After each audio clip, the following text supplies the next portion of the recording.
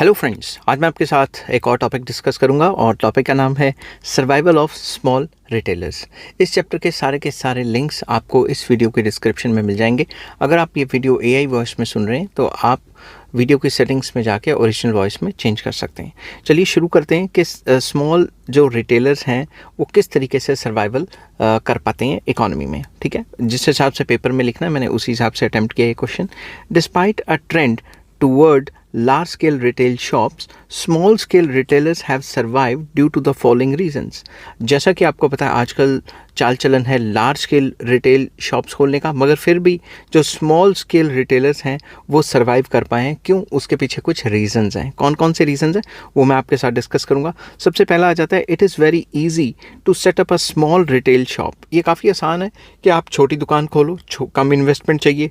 One person with limited funds himself can start business. कोई भी एक इंसान कम पैसे से ये छोटा मोटा जो रिटेल शॉप है ये खोल सकता है। He need not associate other persons and no formalities are necessary. तो किसी और के साथ पार्टनरशिप करने की ज़रूरत नहीं है। अगर आपके पास थोड़ा सा अमाउंट है, पैसा है, आप अपनी छोटी सी दुकान ले सकते हैं, उसमें अपना माल डाल सकते हैं। सेकेंड रीज़न आ जाता है a small scale retail shop can be located anywhere. आप ये छोटी सी दुकान तो कहीं पे भी खोल सकते हो। It can provide goods of daily use near the place of consumers. जहाँ कंज्यूमर्स हैं, ज़्यादा पॉपुलेशन है, उसके आसपास कोई छोटी सी दुकान खोल सकते हो। They are not required to travel to big markets. तो जो कंज्यूमर्स हैं उनको दूर दूर जाके मार्केटों से नहीं सामान खरीदना पड़ता, बिग मार्केट्स जाके छोटी छोटी दुकानें जहाँ कंज्यूमर्स की पॉपुलेशन ज़्यादा है वहाँ पे खुली रहती हैं।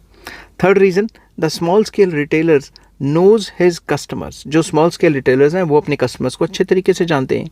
He can attend them personally and cater to their individual taste and preferences. वो अपने कस्टमर्स को अच्छी तरीके से जानते हैं कि कौन सा कस्टमर क्या लेना पसंद करेगा और किस हिसाब से सामान रखा जाएगा। जैसे एग्जांपल देता हूँ कि अगर मैं किसी छोटी दुकान पे जाता हूँ तो एक बार मैं छोटी दुकान पे गया और मैंने उनसे किसी के घर पे जाना था तो उनके घर में बच्चे थे, तो मैंने कहा चॉकलेटें ले जाता हूँ। तो मैंने कहा चलो थोड़ी बड़ी चॉकलेट्स ले जाता हूँ, मगर मैं उस छोटी दुकान पे गया तो वहाँ बड़ी चॉकलेट्स नहीं थी, क्योंकि आसपास के लोग बड़ी चॉकलेट्स तो खरीदते नहीं, छोटी छोटी खरीद लेते हैं। तो जो स्मॉल रिटेलर है उसको पता है कि मेरे आसपास क्या क्या सामान बिकेगा और वो कस्टमर के हिसाब से ही अपनी दुकान पे सामान रखता है। Such personalized service is not available in large scale retail stores. तो ऐसी पर्सनलाइज सर्विस जो स्मॉल रिटेलर्स प्रोवाइड करते हैं कि छोटा मोटा जो सामान है आपके घर पे पहुंचा दिया, आपको उधार पे दे दिया वगैरह वगैरह, वो large scale retail stores provide नहीं कर पाते। फोर्थ पॉइंट आ जाता है small scale retailers cater the masses who have limited income and can afford to buy small quantity. ये जो स्मॉल स्केल रिटेलर्स हैं ये उनको टारगेट करते हैं जो छोटे कंज्यूमर हैं, जो लिमिटेड इनकम के कंज्यूमर्स हैं, जो थोड़ा थोड़ा सामान लेके जाते हैं। ठीक है, in India majority of the population is poor. हमें पता है कि majority of the population poor है, तो स्मॉल रिटेलर्स कामयाब इसलिए भी हैं क्योंकि वो स्मॉल क्वांटिटी में सामान बेचते हैं, क्योंकि लोग गरीब हैं तो वो लार्ज क्वांटिटी में ख़रीद नहीं सकते।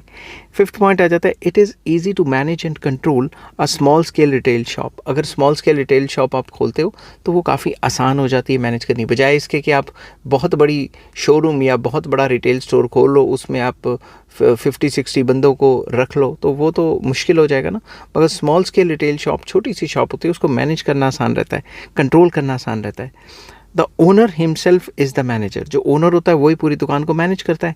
ही has direct motivation to work hard and increase the efficiency of business. उसका तो डायरेक्ट मोटिवेशन है, जितना हार्ड वर्क करेगा उतना ही उसे प्रॉफिट होगा। He takes personal interest in his business organization. वो अपनी ऑर्गेनाइजेशन को खुद चलाता है, छोटे से रिटेल स्टोर को, और खुद जितना भी मेहनत करेगा उतना ही एफिशिएंसी बढ़ा के प्रॉफिट कमाएगा, और जितना प्रॉफिट कमाएगा उसी को रीइन्वेस्ट करके और ज़्यादा अच्छे से काम करेगा।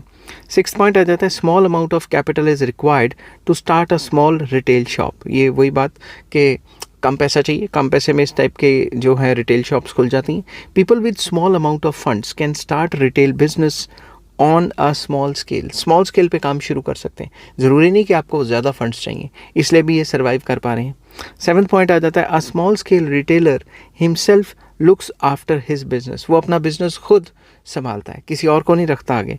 ही is not required to employ managers और to spend on advertising etcetera. उसको अपनी छोटी सी दुकान पे कोई मैनेजर रखने की ज़रूरत नहीं है, क्योंकि उसका बिज़नेस स्मॉल स्केल पे है, और ना ही उसको एडवर्टाइजमेंट या मशहूरियाँ करने की ज़रूरत है। Therefore he can sell goods at lower prices. तो वो सस्ते दामों पे सामान बेच सकता है, क्योंकि उसका ये जो खर्चा है ये तो बिल्कुल भी नहीं है कि उसको मैनेजर की तनख्वाह नहीं निकालनी, सेल्स बॉय की तनख्वाह नहीं निकालनी, वो खुद ही काम करता है और खुद ही सारा कुछ संभाल लेता है।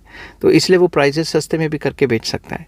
8th पॉइंट आ जाता है, a small scale retailer can take quick decisions. जो स्मॉल स्केल रिटेलर है वो क्विक डिसीजंस ले सकता है, जिसकी वजह से वो फ्लेक्सिबल रहता है पूरा का पूरा। He is not required to consult others, क्योंकि खुद का बिजनेस है, छोटा मोटा काम है, किसी को कंसल्ट नहीं करता, वो अपना काम खुद ही कर लेता है।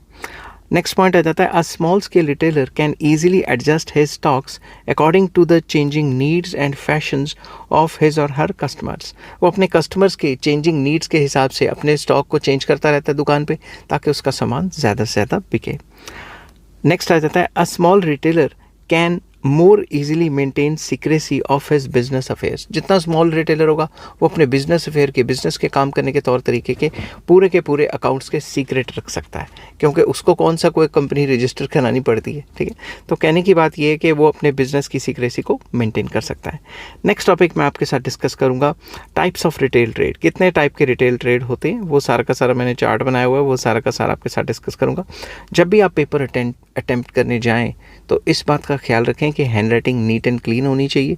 मैं जब भी बच्चों के पेपर चेक करता हूं तो उनकी हैंड राइटिंग जो है उतनी अच्छी से नहीं होती, तो हैंड राइटिंग काफ़ी अच्छे से कीजिए और पेपर नीट एंड क्लीन जो है उसको अटेम्प्ट करने की कोशिश कीजिए, क्योंकि पेपर आपने नहीं चेक करना, पेपर किसी और ने चेक करना है। और जब कोई और पेपर चेक कर रहा है आपका, तो जितनी साफ़ सुथरी हैंड राइटिंग होगी उनको उतना ही आसानी होगी पेपर रीड करने में, और वो अच्छे से जज कर पाएंगे कि आपको वो चीज़ आती है कि नहीं आती। मैंने ऐसा कई बार देखा है, कई बच्चों को कम आती है चीज़, मगर उन्होंने हैंड राइटिंग इतनी अच्छी की होती है कि उनके बहुत अच्छे नंबर आते हैं। आई होप ये वीडियो आपको पसंद आई होगी। अगर पसंद आती है तो please like, share and subscribe.